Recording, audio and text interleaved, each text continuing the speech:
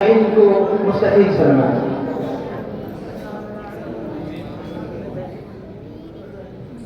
بسم اللہ الرحمن الرحیم، الحمد للہ رب العالمین، والصلاة والسلام علی اشرف الانبیاء والمرسلین سیدنا و نبینا و مولانا محمد وعلی آلہ وصحبہ اجمعین، اما بعد۔ اللہ تبارک و تعالی فی القرآن الکریم، اعوذ باللہ من الشیطان الرجیم، بسم اللہ الرحمن الرحیم، ان هذا القرآن یہدی للتی ہی اقوم، صدق اللہ العظیم۔ اسٹیج پر تشریف فرما مہمانان اعظام اور برادران اسلام اور عزیز طلبہ، آج کی یہ تقریب جس کا تعلق قرآن کریم سے ہے، یقیناً بڑی بابرکت تقریب ہے۔ اللہ تبارک و تعالیٰ کے کلام کی جانب اس کی نسبت ہے، اور اللہ تبارک و تعالیٰ کا کلام کتنا عظیم، کتنا اہم کلام ہے، اس کو ہم انسان نہیں سمجھ سکتے۔ قدر گوہر دانت شاہ یا بدانت جوہری،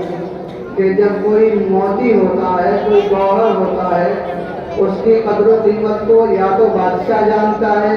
یا صرف جوہری جانتا ہے۔ یہی معاملہ قرآن کریم کا ہے کہ اس قرآن کریم کی قدر و قیمت کو، اس کی عظمت اور اس کی اہمیت کو یا تو اللہ تبارک و تعالی جانتے ہیں یا جناب رسول اللہ صلی اللہ علیہ وسلم جانتے ہیں۔ یہ تو اللہ تبارک و تعالی کی رحمت اور اللہ تبارک و تعالیٰ کا فضل ہے کہ اللہ تبارک و تعالیٰ نے ہم انسانوں کو اپنا یہ کلام عطا فرمایا، ورنہ کہاں انسان اور کہاں رب ذوالجلال کا یہ کلام، کہاں یہ انسان جو صبح و شام اللہ تبارک و تعالیٰ کی نافرمانی کرتا ہے، اور کہاں اللہ تبارک و تعالیٰ کا یہ عظیم کلام۔ ہم کہتے ہیں کہ ہم نے بچے کو قرآن کریم سکھا دیا، قرآن کریم پڑھا دیا، قرآن کریم رٹوا دیا، یہ ساری کی ساری باتیں مجازی ہیں۔ اصلاً معلم قرآن اللہ تبارک و تعالیٰ کی ذات ہے۔ علم القرآن، اللہ ہیں جنہوں نے، رحمان ہیں جنہوں نے قرآن کریم کی تعلیم دی۔ اگر اللہ تبارک و تعالیٰ کی صفت رحمت نہ ہوتی تو دنیا کے کس معلم کے اندر یہ طاقت تھی کہ وہ کسی بچے کو حافظ بنا دیتا؟ کس انسان کے اندر یہ طاقت تھی کہ وہ الحمدللہ رب العالمین ان الفاظ کو اپنی زبان سے ادا کر دیتا؟ یقین جانیے، اگر اللہ تبارک و تعالیٰ کی صفت رحمت نہ ہوتی تو اس کلام الہی کا ایک ٹکڑا پڑھنے میں ہماری زبان کے ٹکڑے ہو جاتے، ہمارا جسم یہ سارا کا سارا ختم ہو جاتا۔ یہی بات قرآن کریم نے کہی، لو انزلنا هذا القرآن على جبل لرأيته خاشعا متصدعا من خشية الله، کہ اگر ہم اس قرآن کریم کو کسی پہاڑ پر نازل کر دیتے تو آپ دیکھتے کہ وہ پہاڑ جو اتنا بلند و بالا، اتنا قدار اور اتنا مضبوط دکھائی دیتا ہے، اس پہاڑ کو آپ دیکھتے خاشعا متصدعا من خشیۃ اللہ، کہ یہ سہما ہوا ہے اور ایسا لگ رہا ہے کہ اللہ کے ڈر سے یہ پھٹ پڑے گا۔ تو پھر انسان کا یہ معمولی سا گوشت کا لوتھڑا جو اللہ تبارک و تعالیٰ نے انسان کے منہ میں رکھا ہے، یہ کیسے ان الفاظ کو ادا کر لیتا ہے؟ اگر اللہ تبارک و تعالیٰ کی رحمت نہ ہو، اگر اللہ کا فضل نہ ہو، تو یہ سب اللہ تبارک و تعالیٰ کا فضل ہے۔ اور اس لیے ہمیں جب ہم قرآن کریم کی کسی مجلس میں آئیں، قرآن کریم کی کسی محفل میں آئیں، قرآن کریم کی کوئی آیت پڑھنے کی، سننے کی توفیق ہو، تو اس پر اللہ تبارک و تعالیٰ کا شکر ادا کرنا چاہیے کہ اللہ تبارک و تعالیٰ نے یہ عظیم کلام ہمیں عطا فرمایا ہے۔ اللہ تبارک و تعالیٰ کی یہ کتاب ہدایت ہے۔ اللہ تبارک و تعالیٰ نے اس کتاب کو پوری کی پوری انسانیت کی رہبری کے لیے اور ہدایت کے لیے نازل فرمایا، اور جناب نبی کریم صلی اللہ علیہ وسلم کو معجزے کے طور پر یہ کتاب عطا فرمائی۔ اس سے پہلے بہت سارے انبیاء کرام آئے، اللہ تبارک و تعالیٰ نے مختلف انبیاء کرام کو مختلف معجزے دے کر کے بھیجا، لیکن وہ سارے کے سارے معجزات یا تو وہ ان کی زندگی تک باقی رہے یا ان کی زندگی ہی میں ختم ہو گئے۔ سیدنا موسیٰ علیہ السلام جنہیں اللہ تبارک و تعالیٰ نے عصا عطا کیا تھا، ایک لاٹھی عطا کی تھی کہ اس لاٹھی کے ذریعے سے وہ بڑے بڑے کام کر لیا کرتے تھے، لیکن موسیٰ علیہ السلام کی وفات کے ساتھ وہ لاٹھی بھی اٹھا لی گئی، اس معجزے کو بھی ختم کر دیا گیا۔ حضرت عیسیٰ علیہ السلام کہ جن کے دم سے جنہیں اللہ تبارک و تعالیٰ نے یہ قوت عطا کی تھی کہ وہ فرمایا کرتے تھے کسی مردے کے بارے میں تم بِإِذْنِ اللَّهِ کہ اللہ کے حکم سے کھڑے ہو جاؤ، لیکن یہ معجزہ بھی حضرت عیسیٰ علیہ السلام کے آسمان پر اٹھائے جانے کے ساتھ ساتھ ختم کر دیا گیا۔ جناب رسول اللہ صلی اللہ علیہ وسلم کی نبوت کو چونکہ قیامت تک باقی رہنا تھا، لہذا ضرورت اس بات کی تھی کہ کوئی ایسا معجزہ دیا جائے جو قیامت تک باقی رہے، اور وہ معجزہ حضور صلی اللہ علیہ وسلم کو قرآن کریم کی شکل میں دیا گیا۔ آپ اس دنیا سے چلے گئے، رخصت ہو گئے، لیکن آپ کا معجزہ باقی ہے اور قیامت تک باقی رہے گا، اور یہ ان تمام کے تمام لوگوں کے خلاف جو لوگ اسلام پر حرزہ سرائی کرتے ہیں، اسلام پر تنقیدیں کرتے ہیں اور اسلام کے متعلق بدزبانی کرتے ہیں، یہ قرآن کھول کر کے ان کے سارے چیلنجوں کا جواب دیتا ہے۔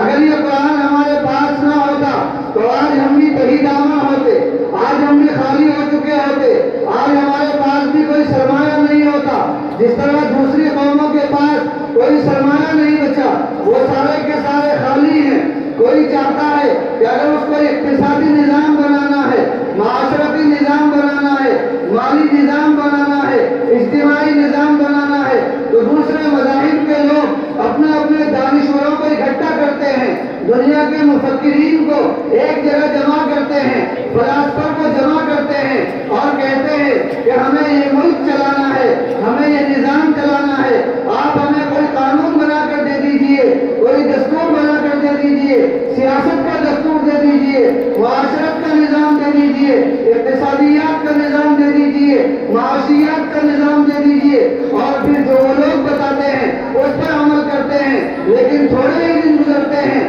کہ وہ نظام انسانی طبیعتوں سے ٹکرا جاتا ہے، انسانی مزاج سے ٹکرا جاتا ہے اور ختم ہو جاتا ہے۔ دنیا میں بہت سارے نظام آئے، بہت سارے نظام قانون دانوں نے ہمارے سامنے پیش کیے، لیکن وہ سارے کے سارے نظام اس بنیاد پر ختم ہو گئے کہ اس میں انسانی طبیعت کا پورا خیال نہیں رکھا گیا۔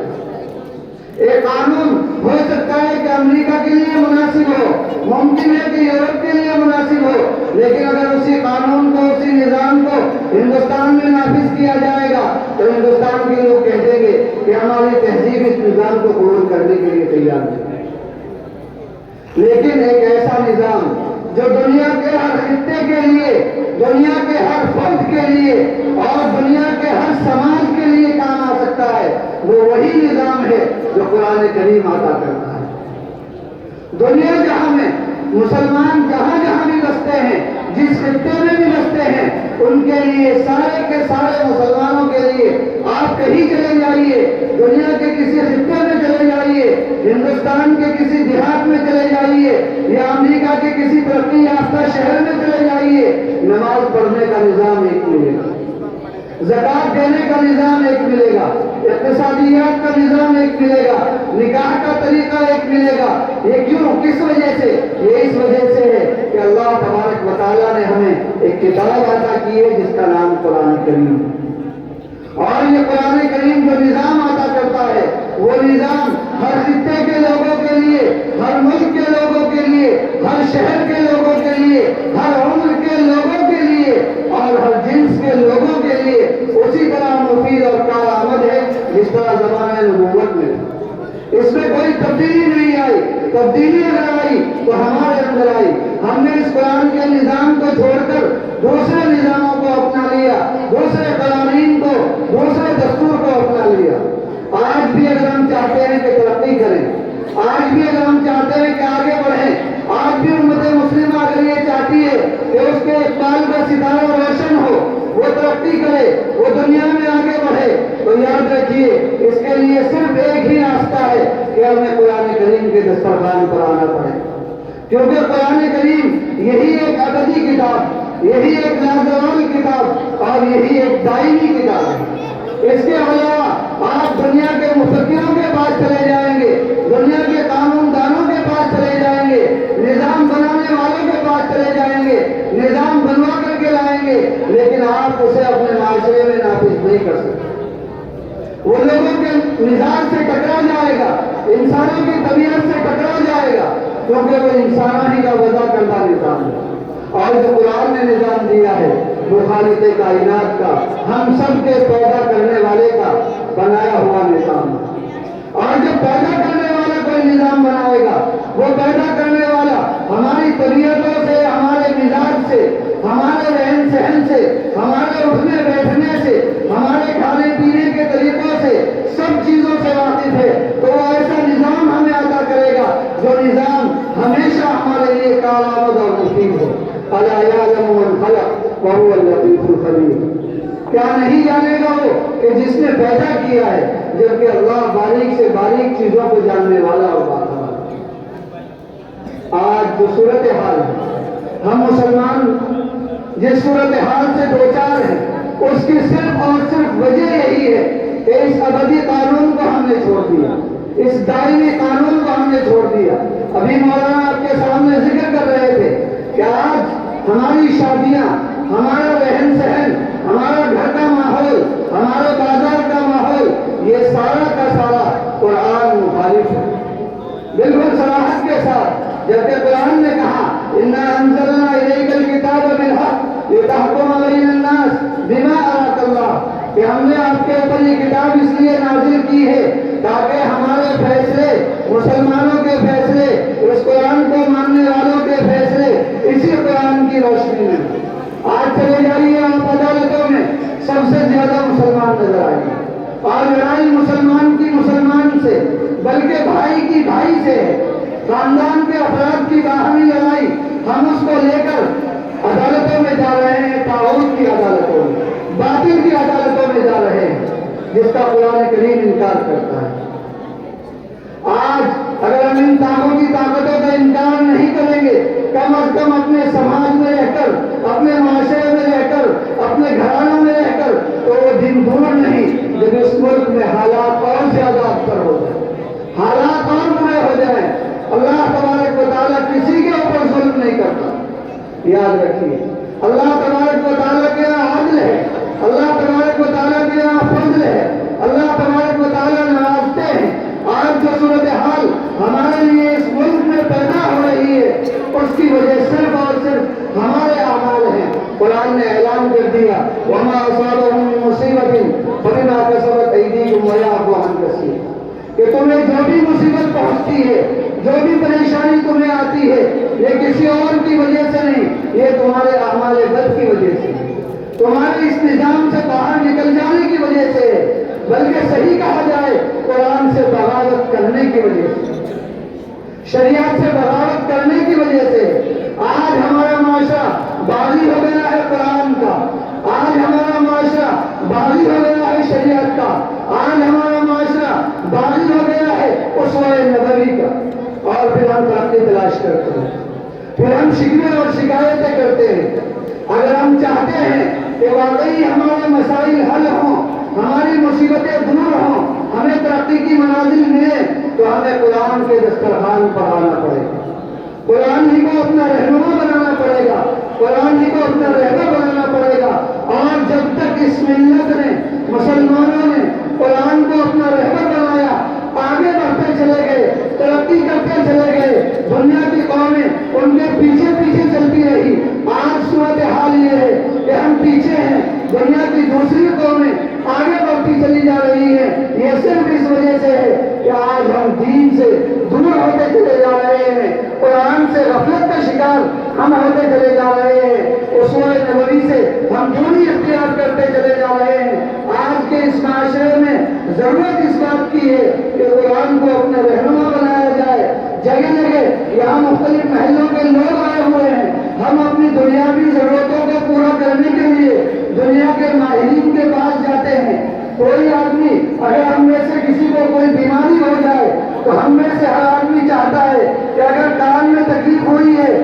تو کان کے ماہر ڈاکٹر کے پاس جایا جائے، آنکھ میں تکلیف ہوئی ہے تو آنکھ کے ڈاکٹر کے پاس جایا جائے۔ ہم اپنی پریشانی اس کو جا کر بتاتے ہیں، اپنی ساری دقتیں اس کے سامنے پیش کرتے ہیں، اور پھر اس کی بتائی ہوئی تجویز پر ہم عمل کرتے ہیں، اس کی دی ہوئی دوا ہم کھاتے ہیں۔ وہ جن چیزوں سے پرہیز کرنے کو کہتا ہے ہم ان چیزوں سے پرہیز کرتے ہیں، لیکن آج ہمارا معاشرہ روحانی طور پر بیمار ہو چکا ہے، روحانی طور پر بگڑ چکا ہے، ہمارے دل گندے ہو چکے ہیں، ہمارے دلوں کے اوپر زنگ لگ چکا ہے، اور ان دلوں کا علاج، اس روحانی بیماری کا علاج ان لوگوں کے پاس ہے جو قرآن کریم جانتے ہیں، قرآن کریم پڑھتے ہیں، قرآن کریم پڑھاتے ہیں۔ اگر ہمیں دین کی فکر ہے، اگر ہمیں اپنی آخرت کی فکر ہے، اگر ہمیں قبر کی منازل کی فکر ہے، تو ہمیں آنا پڑے گا اور اپنا روحانی علاج کرانا پڑے گا۔ اگر ہم نے یہ علاج نہ کرایا تو یاد رکھیے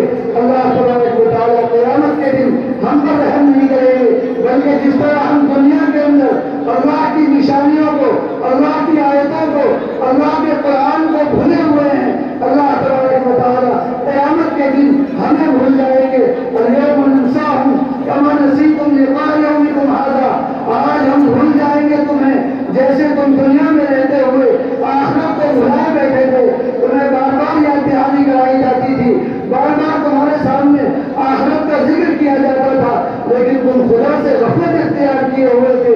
آخرت سے غفلت اختیار کیے ہوئے تھے۔ آج تمہارا حشر برا ہوگا۔ من أعرض عن ذكري فإن له معيشة ضنكا ونحشره يوم القيامة أعمى، جو اس قرآن سے غافل ہو کر زندگی گزارے گا، اللہ تبارک و تعالیٰ قیامت کے روز ایسے آدمی کو نابینا اٹھائے گا، اسے کچھ دکھائی نہیں دے گا، وہ رب ذوالجلال سے کہے گا یا ربی لما حشرتنی اعمیٰ وقد كنت بصیرا، اے میرے رب تو نے مجھے اندھا کیوں بنا دیا، جبکہ میں جب دنیا میں تھا تو سب کچھ دیکھا کرتا تھا، آج آخرت میں میں اندھا ہوں، میری بینائی چھین لی گئی ہے، تو آج ایسا کیوں ہوا؟ رب ذوالجلال فرمائیں گے كذلك أتتك آياتنا فنسيتها وكذلك اليوم تنسى، ایسے ہی دنیا میں میرے قرآن کی آیتیں تمہیں پڑھ پڑھ کر سنائی جاتی رہی، تمہارے سامنے آخرت کا تذکرہ ہوتا رہا، تمہیں قرآن کی ہدایت کی طرف بلایا جاتا رہا، لیکن تم سب چیزوں کو بھلائے رہے۔ وَكَذَلِكَ الْيَوْمَ تُنسَى، اسی کا نتیجہ ہے کہ آج تمہیں فراموش کر دیا گیا ہے، آج تمہیں بھلا دیا گیا ہے۔ ابھی بھی وقت ہے، جب تک اللہ تبارک و تعالیٰ نے یہ زندگی دی ہے، انسان اپنی زندگی کے اندر انقلاب پیدا کر سکتا ہے، تبدیلی پیدا کر سکتا ہے، اور یہ تبدیلی قرآن ہی کے ذریعے ہوگی، یہ تبدیلی رسول اللہ صلی اللہ علیہ وسلم کی تعلیمات اور آپ کے اسوے ہی سے ممکن ہے۔ اس کے علاوہ اگر کوئی بھی تبدیلی ہوگی تو وہ تبدیلی ہمارے لیے اس دنیا میں بھی نقصان دہ ہے اور آخرت میں بھی نقصان دہ ہوگی۔ تو اس لیے میرے بھائیوں، اس موقع کو غنیمت سمجھو، آپ یہاں آئے ہیں اس نیت سے آئے ہیں کہ یہاں سے کچھ لے کر کے جائیں گے، آج سے عہد کریں کہ قرآن کریم کو اپنا رہنما بنائیں گے، اور آج سے ہماری زندگی بلکہ زندگی کا ہر لمحہ، ہمارا اٹھنا بیٹھنا، ہمارا رہن سہن، سب کچھ قرآن کریم کی روشنی میں ہوگا، اور ہم اپنی نئی نسل کے اندر بھی اس قرآن کریم کو منتقل کرنے کی کوشش کریں گے۔ یہ نئی نسل ہمارے لیے انشاءاللہ آخرت میں ایک ذریعہ اور نجات کا اہم سبب بنے گی۔ اللہ تبارک و تعالیٰ ان باتوں پر عمل کرنے کی توفیق عطا فرمائے۔ وآخر دعوانا الحمد للہ۔